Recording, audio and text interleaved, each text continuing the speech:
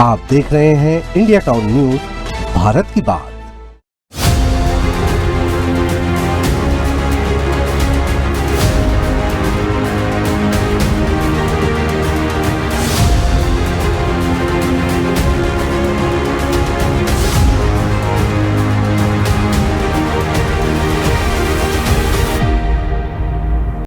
नमस्कार, आप देख रहे हैं इंडिया टाउन न्यूज और मैं हूं आपके साथ कमर गौस। आज के हमारी खास पेशकश बात बेबाक मयंक तिवारी के साथ में बात करते हैं महाराष्ट्र में चल रही मुख्यमंत्री की उथल पुथल पर। इस अहम मुद्दे पर बात करने के लिए हमारे साथ मौजूद है इंडिया टाउन न्यूज के संपादक मयंक तिवारी जी। तिवारी जी, आपका बहुत बहुत स्वागत है। तिवारी जी, हम ये जानना चाहेंगे कि महाराष्ट्र में भारतीय जनता पार्टी की जीत के बाद लगातार मुख्यमंत्री कौन मंथन जारी है, जिसका नतीजा अभी तक साफ नहीं हो पाया। क्या कहेंगे?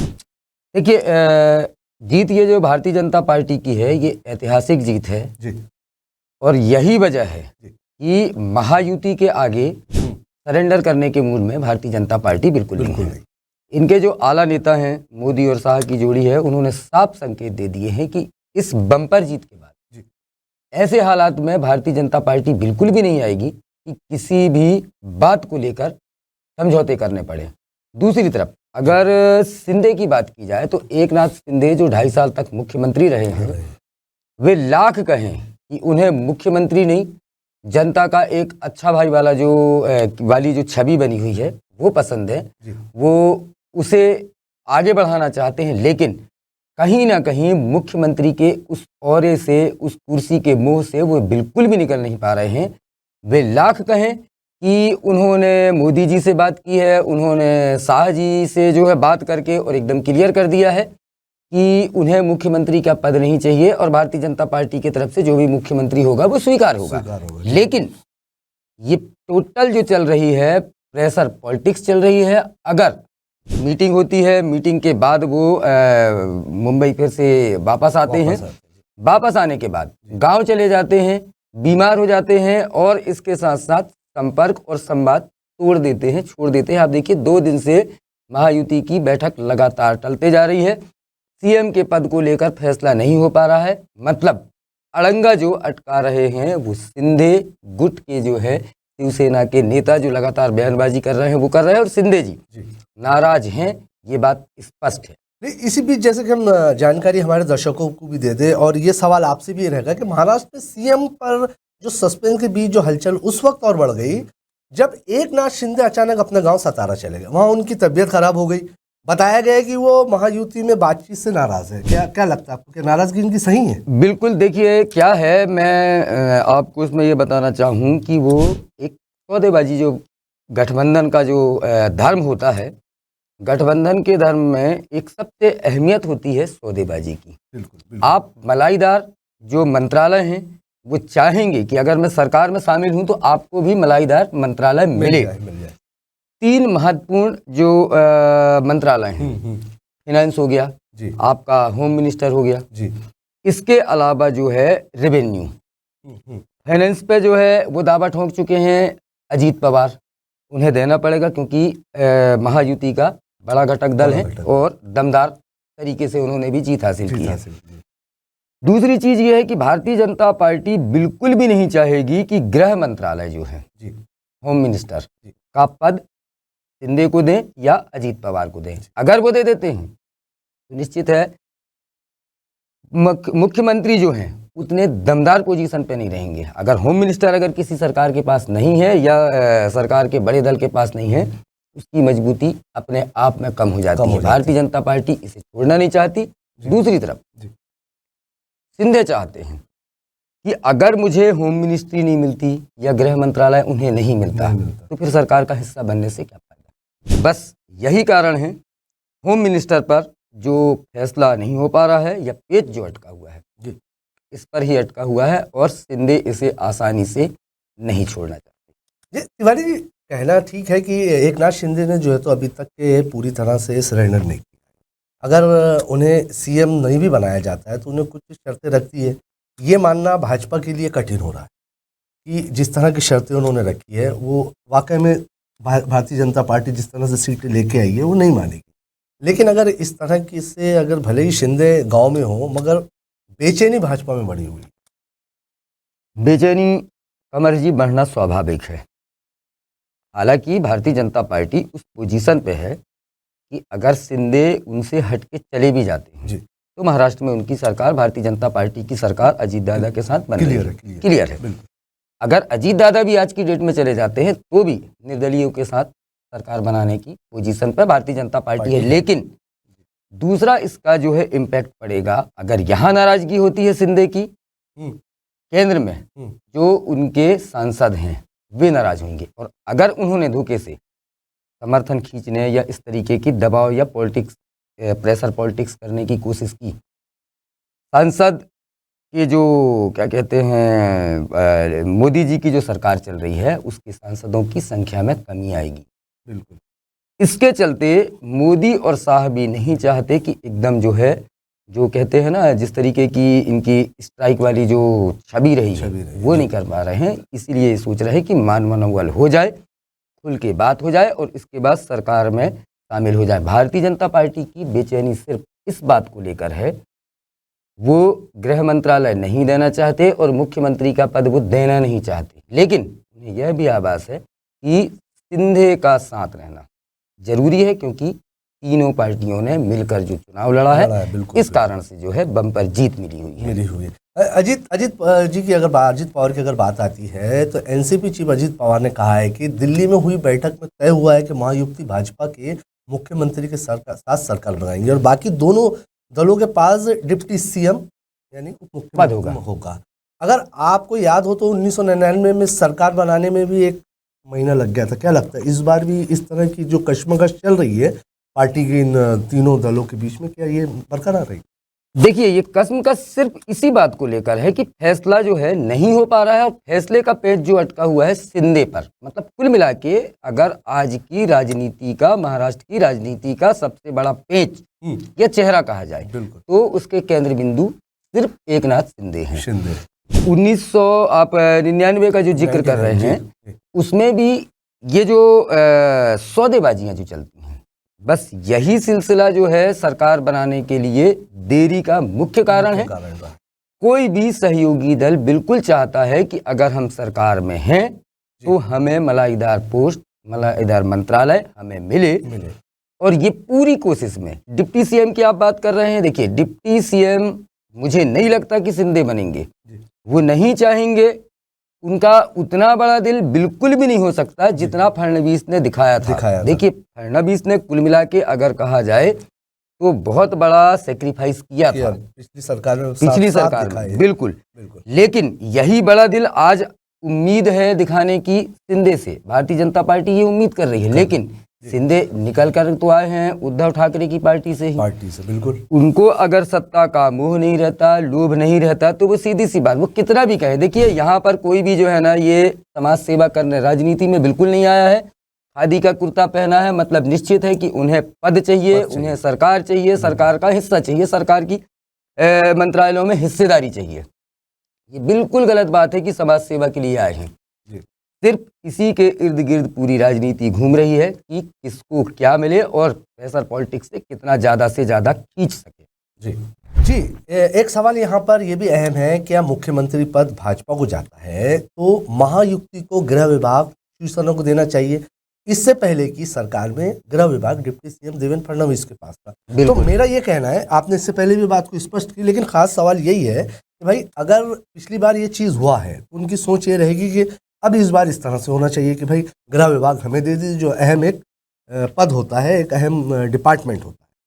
क्या कहेंगे? देखिए, मुख्यमंत्री तभी मजबूत या दमदार होता है जब उसके पास गृह विभाग होता है। अमूमन गृह विभाग मुख्यमंत्री अपने पास रखते हैं। आप बीते सरकार की बात कर रहे हैं तो बीते सरकार में सेक्रीफाइस किया था फडणवीस ने। फडणवीस ही शिंदे को लाने वाले थे और फडणवीस ही पवार दादा को लाने वाले थे। जब उन्होंने लेके आए थे तब उस समय आपत्ति एकनाथ शिंदे को या उसके गुट को इसीलिए नहीं थी क्योंकि सरकार में उनको मुख्यमंत्री का पद मिल रहा था। वो भी तब मिल रहा था जब वो बीते चुनाव में उस पोजीशन पर नहीं थे कि सरकार बना सके, बिल्कुल। क्योंकि उद्धव और कांग्रेस और एनसीपी की जो सरकार थी उसमें एकनाथ शिंदे को वो पद नहीं मिल सकता था मुख्यमंत्री वाला, क्योंकि उद्धव ठाकरे मुख्यमंत्री हुआ करते थे।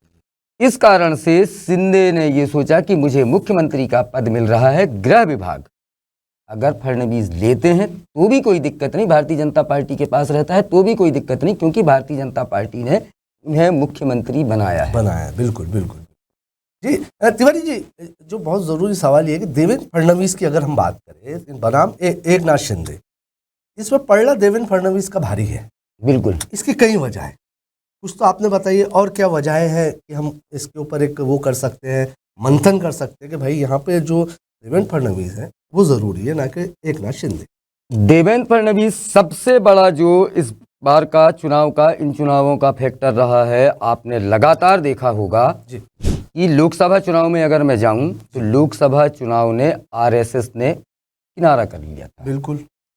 क्या रिजल्ट निकला, क्या नतीजा निकला? 400 पार, अब की बार 400 पार का नारा सिर्फ नारा बन के रह गया, क्योंकि आरएसएस साथ नहीं था। इन चुनावों में, महाराष्ट्र के चुनाव में आरएसएस ने लगातार मेहनत की, ग्राउंड लेवल पे कार्यकर्ताओं के साथ जाकर के माहौल बनाया भारतीय जनता पार्टी के पक्ष में, क्योंकि देवेंद्र फडणवीस जो चेहरा है वो आरएसएस से बहुत करीबी वाला रिलेटेड है, बिल्कुल रिलेटेड है जी। और आरएसएस की पहली पसंद है, तो यहाँ पहला प्रेशर तो जो है आरएसएस का है, और यही दमदारी जो है देवेंद्र फडणवीस के लिए बहुत पॉजिटिव साइन है कि आरएसएस की पहली पसंद है। इसके अलावा महाराष्ट्र का निर्विवाद चेहरा अगर है तो वो देवेंद्र फडणवीस है। पार्टी का कोई भी नेता उनकी मुखालफत नहीं करता, चाहे वो वरिष्ठ हो चाहे जूनियर हो, कनिष्ठ हो जी। बिल्कुल।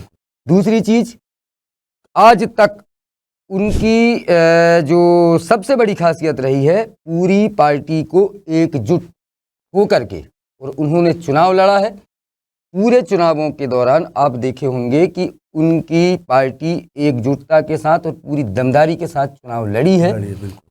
एकजुट कर पाना आज के समय में राजनीति में एक ही पार्टी में बहुत मुश्किल बात होती है, सबके धड़े अलग अलग बने रहते हैं। तो ये जो खासियत है, इस कारण से देवेंद्र फडणवीस को किसी भी हाल में मुख्यमंत्री बनाने के लिए अगर रोकते हैं मोदी जी, शाह जी या भारतीय जनता पार्टी का आला कमान, तो निश्चित है भारतीय जनता पार्टी के लिए ये खुद के गोल पर गोल मारना जैसा हो जाएगा। ये तो कौन बनेगा मुख्यमंत्री वाली बात ये हालिया हुई है, लेकिन अगर महाराष्ट्र की राजनीति की बात करें और महाराष्ट्र की राजनीति में नजर डालें, जहां महाराष्ट्र में शिवसेना का डंका बोलता था, आज उद्धव ठाकरे को आप कहां देखते हैं, इस पार्टी को कहां देखते हैं? और ये पार्टी क्या लगता है आगे इस पार्टी में कुछ ऐसा हो सकता है कि वो कुछ कमाल कर दिखाए, या फिर पूरी तरह से ये नेस्तो नाबूदी हो जाएगी? देखिए, उद्धव ठाकरे जो है एक प्रकार से अगर देखा जाए तो अब जो है अपनी आखिरी पारी ही खेल रहे हैं। आखिरी पारी इसलिए कहूँगा कि ये जो बीएमसी के चुनाव हैं अभी, उसमें इनका अविभाजित शिवसेना का दबदबा है।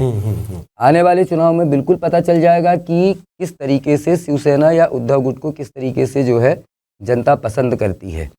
अब आप अगर उद्धव ठाकरे की बात कर रहे हैं तो उद्धव ठाकरे ने जो ये बेमेल जो है गठबंधन किया था, इसके कारण से जनता ने उन्हें बता दिया कि आप जो है हिंदूवादी छवि को छोड़ के कांग्रेस और एनसीपी की सहिष्णुता वाली उस छवि पे आप जा रहे हैं जी। दूसरी चीज, आपका जो आधार रहा है जी, विराट हिंदू हृदय सम्राट बाला साहब ठाकरे जो हैं हमेशा हिंदुओं की बात करते थे, और इसी कारण से उनकी पैठ थी जनता के बीच में, लोग उनको चाहते थे। तीसरी चीज, हमेशा शिवसेना किंग मेकर हुआ करती, कभी किंग उनने नहीं बनना चाहा, नहीं बनना चाहा। इन सब चीजों को आपने जब दरकिनार किया, तो चाहे आप बाला साहब ठाकरे के बेटे हों या नाती हों या पोते हों, फर्क उससे नहीं पड़ता है। जनता चाहता है उनकी आइडियोलॉजी को लेकर के कौन आगे चल रहा है, कौन फॉलो करे। ये चीज जो है शिंदे में नजर आई, और शिंदे जो है उस चीज को लेकर आगे चल रहे हैं। और भारतीय जनता पार्टी के साथ गठबंधन उन्होंने जब किया तो जनता को लगा कि बाला साहब ठाकरे का जो आदर्श था, जो सोच थी, जो विचार थे, या जिन चीज़ों को लेकर बाला साहब ठाकरे पढ़ रहे थे उसमें उद्धव जो है समझौते पे आ गए हैं, सीट के लिए, सत्ता के लिए, कुर्सी के लिए, मुख्यमंत्री पद के लिए। तो ये लालसा जो है उद्धव ठाकरे को बहुत भारी पड़ी है, नुकसान हुआ, बिल्कुल बिल्कुल कह सकते हैं। उन्होंने अपना कैरियर भी लगभग समाप्त कर दिया है। उसके अलावा आदित्य ठाकरे जो निश्चित है कि जिस तरीके से बोलते हैं, जिस तरीके से उनका लहजा है, एक बेधड़क नेता और वाकई में कहा जाए कि एग्रेसिव युवाओं में वो बन सकते थे और अच्छा उनके लिए जो है करियर का स्टार्ट था, लेकिन अभी कहीं ना कहीं वो पीछे जाते हैं। जी, जैसा कि हम कौन बनेगा मुख्यमंत्री महाराष्ट्र को लेकर हम बात कर रहे थे, वहीं आपको यहाँ ये भी बता दें कि आज अगर एकनाथ शिंदे गांव से वापस आते हैं तो कुछ बड़ा ऐलान भी हो सकता है। शनिवार को ही शपथ ग्रहण समारोह की तारीख का ऐलान करने से पहले शिवसेना नेता शिरसाट ने कहा था कि जब भी एकनाथ शिंदे को लगता है कि उन्हें कुछ सोचने के लिए वक्त चाहिए होता है तो वो अपने गांव चले जाते हैं। वो अक्सर कुछ बड़ा फैसला लेने से पहले अपने गांव जाते हैं, इसलिए वो आज कुछ बड़ा फैसला ले सकते हैं। उन्होंने दावा किया है कि सोमवार तक सब कुछ साफ हो जाए।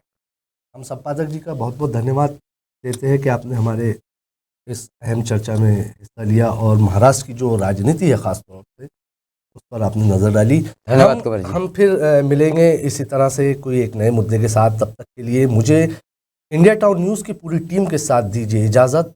नमस्कार।